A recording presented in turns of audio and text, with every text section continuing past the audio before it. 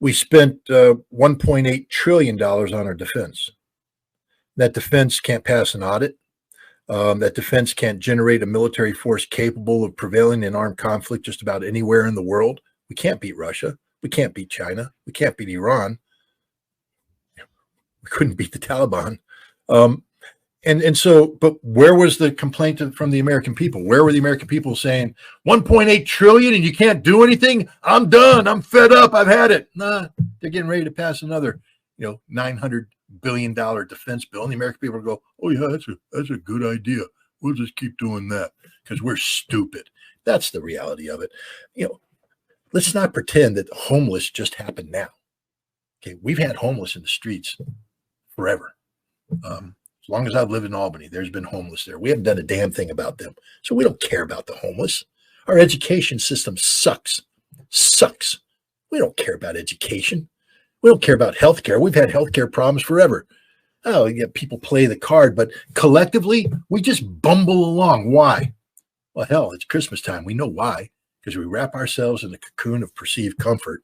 And so long as we're sort of happy in this cocoon, we don't want to rock the boat. So the average American who isn't homeless, who has some sort of health care, or at least isn't dying of a disease, is got a job, can go out and, borrow money so they can get that Ford F-150 or that Ram or whatever hell big old truck they want to look like they're real men.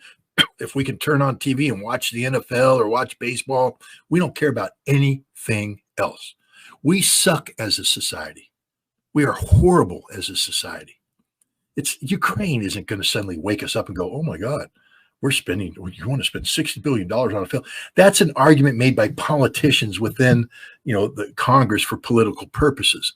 Some of those politicians might be feeling some sort of pushback from the constituents, but historically speaking, all they had to do is throw a couple bucks their way, highway contract, do this. What, you got potholes? Oh, we'll give you money for the potholes. And then, now I can drive my Ford F-150 on a car that on a road doesn't have potholes. I'm happy again. Americans are selfish. We are very selfish people.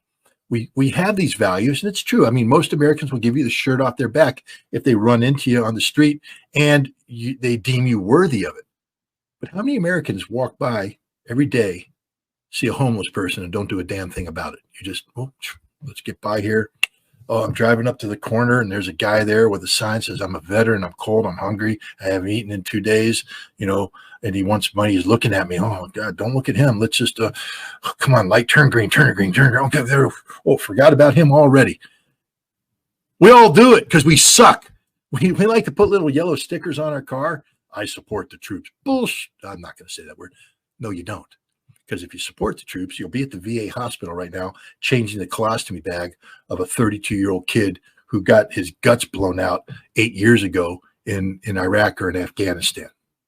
You'd be holding his hand at night as he cries himself to sleep because nobody else cares about him. He's been abandoned by his family. The girlfriend that he thought he was going to go home and marry, she doesn't want to marry a cripple. She doesn't want to marry a guy that poops in a bag. So she left him a long time ago. Everybody looks at him as a loser, and he is a loser. That's how he views himself, and he can't contribute to society. And so he's just sitting there. If you cared about the troops, you'd be there right now with this guy.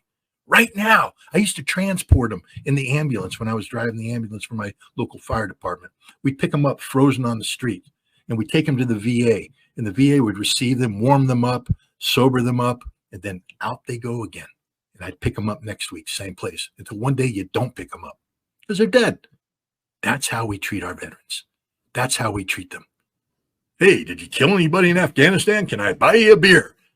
Can I punch you in the face? Okay, the point is, we don't care about anything. We are superficial as hell.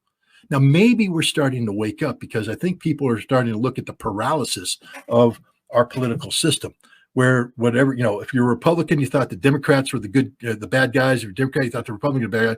And I think we're waking up to the reality that everybody's a bad guy in America.